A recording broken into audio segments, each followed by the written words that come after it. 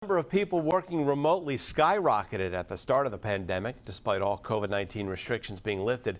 That number remains high. 22 News reporter Jillian Andrews is live in the newsroom with how working from home has shifted in the last few years. Jill?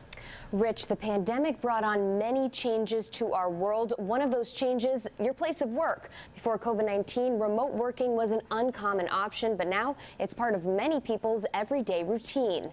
According to the Pew Research Center, prior to the pandemic, only 23% teleworked frequently. That percentage comes from the people who work jobs that can mainly be done from home. Roughly 6 months into the pandemic, that number increased to 71%. Here in Massachusetts and most other parts of the country, capacity limits are no longer in place. However, as of February of this year, 59% were still working remotely. I spoke with the community today about whether or not they think work from home will outlast the end of the pandemic. I think it's still a good idea if you can do it.